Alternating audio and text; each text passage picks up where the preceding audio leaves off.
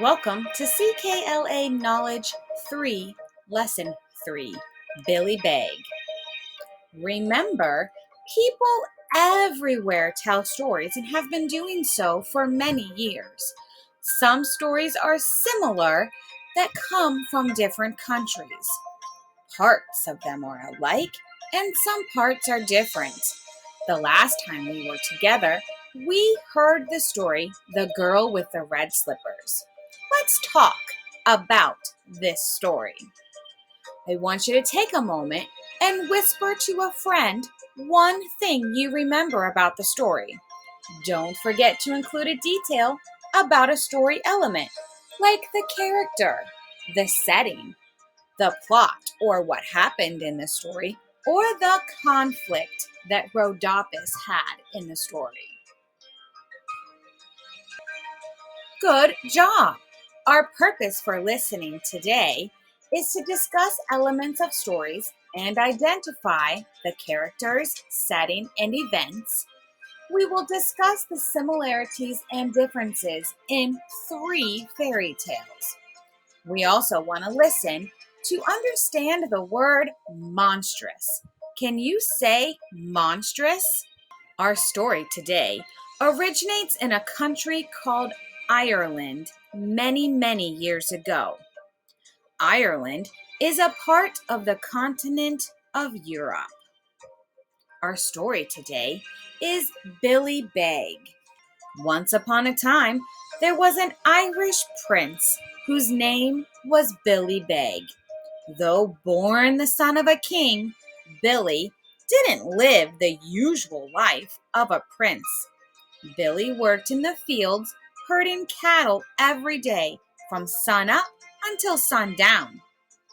Billy spent so much time with the cattle that his best friend was the oldest bull in the herd, the one with a speckled hide and a white face. Billy was very fond of the bull, and the bull was just as fond of him. One day, the old bull was sent to the market to town to be sold. When Billy heard this, he was very sad. But the bull said, "Don't worry, Billy, my boy. You will be all right without me. In the grove behind the barn, there are 3 gifts for you: a magic tablecloth, a stick, and a belt made from the hide of my grandfather. If you unfold the tablecloth, you will never be hungry. If you wave the stick 3 times around your head, you will have the strength of 1,000 men. And if you wrap the belt around your waist, no enemy will be able to defeat you." With that, the bull left bravely for the market. At first, Billy Beg was too upset to do anything without his friend. He cried for 3 days and 3 nights. Then, Billy remembered what the bull had said. When the sun rose the next morning, he went to the grove behind the barn and pulled out the tablecloth from beneath a tree. When he unfolded it, he found it was covered with delicious food and drink. Billy ate and drank until his stomach was full. Next, he grabbed the stick and the belt the bull had left him. Then he set off to make his way in the world. He walked on until he came to a fine old house. He knocked, and an old gentleman came to the door. "Excuse me," said Billy. "I was wondering if you have any work." "As a matter of fact," said the old gentleman, "I do need someone to watch over my cows, pigs, donkeys, and goats. But I am the best shepherd that you will ever see," Billy interrupted. "Well," said the old gentleman, "that may be true, but a giant has moved into the forest next to my pasture. That beast has scared off the last 3 boys I hired." "I am not afraid of him," said Billy. "If you will have me, I will take the job." So the old gentleman hired Billy to watch his cows, pigs, donkeys, and goats. The next day, Billy led the animals out to pasture and sat down on a rock. Later that day, a horrible one-eyed giant suddenly appeared from the rocks. "Oh," said the giant, licking his lips, "here is a tasty little treat. You are too big for one bite, but not big enough for two. What should I do with a tiny morsel like you?" Billy fastened his belt and grabbed his stick. He swung the stick above his head 3 times to give himself the strength of 1,000 men. It was a terrible fight, but finally Billy swung the stick and thwack sent the monstrous, or very large, giant flying off the cliff and into the sea. When the old gentleman heard that Billy had driven away the giant, he patted him on the back and told him, "You're a fine boy. I'll double your wages." So Billy became a herdsman. He kept watch over the old gentleman's animals and served him well. Then one day, the gentleman came out of the house and yelled to his coachman, "Get the carriage! Saddle up the horses! I am going to town." "What's the occasion?" said Billy. "Haven't you heard?" the old gentleman asked. Billy shook his head. "A terrible giant is in the village," explained the old gentleman. "The dragon has demanded the king's own daughter, the princess, as his prisoner. Unless the king's champion fighter can defeat the dragon, the poor girl is as good as gone." "Oh," said Billy, concerned. "That poor princess." The old gentleman got into his carriage and sped off to the city. Lots of other people came on horseback, in carriages, and wheelbarrows. Billy decided that he would go and fight the terrible dragon if he had to. Billy dressed himself in an old suit of armor that belonged to his master.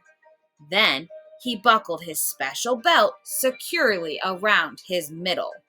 When he dressed, Billy slipped on his boots, grabbed his magic stick, and went to the stable where he mounted the brown mare and rode bravely into town. Thousands of people had come to see the king's champion face the dragon.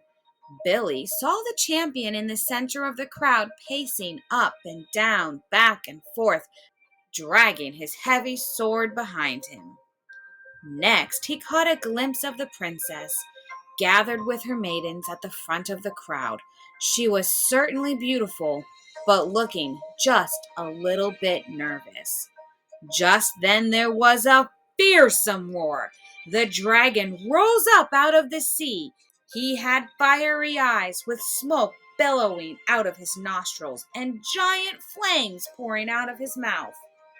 The king's champion turned white with fear. He dropped his sword and ran away.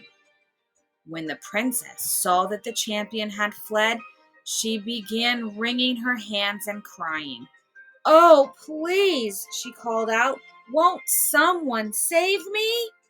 At first, no one made a sound. Then Billy Beg stepped out of the crowd. He wore his borrowed suit of armor.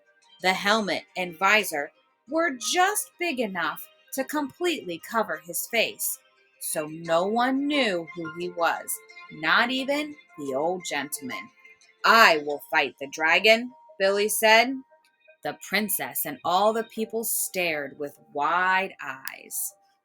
The dragon charged at Billy, shooting fire from his mouth. Billy ducked to stay away from the flames. Then he swung his stick 3 times round his head. It was a terrible fight, but in the end, Billy Beg defeated the dragon. There was a great shouting and applause. The princess ran up to thank the mysterious knight, but Billy Beg mounted his horse to ride away. The princess reached out to stop him, but as his horse galloped away, she could only grab hold of one of his boots, which slipped right off his foot. Billy Beg rode back to the old gentleman's farm. He took off the suit of armor, put the mare back in the stable, and tossed his other boot into the haystack in the barn. When his master came back the next day, he told Billy everything that had happened. "Isn't that amazing?" said the gentleman. "I should say so," said Billy. The next day, the king ordered his men to find the brave knight who had saved his daughter's life. The king's men went from house to house, trying to find the man whose foot fit the boot the princess was left holding. It took several weeks for them to make their way out to the old gentleman's farm. The king's men had all the workers try on the boot. The coachman stuffed his big foot into the boot, scrunching up his toes to make it fit. The cook put on his heaviest wool socks to try to fill the boot. No one thought much of Billy Beg, but when he slipped his foot into the boot, they all saw that it fit him as well as his own skin. "What's this?" asked one of the men. "Is this your boot?" "It is," said Billy. "I have the other one just like it out in the barn." Then the men knew that Billy was the one who had slayed the dragon. They put a velvet suit on him and hung a gold chain around his neck. Then they took him to the village where he married the princess and became the prince of that place. Our story today had characters. How were the characters in this story like the ones in Cinderella or the girl with the red slipper? How were they different? Be thinking of these answers. What about the setting? What can you tell about the setting of the 3 stories we've heard so far? The plot of our stories, the beginning, middle, and end, how were they similar? How were they different? What was the conflict in all 3 stories? It has been so much fun reading these 3 stories with you. I hope you come back for the next story.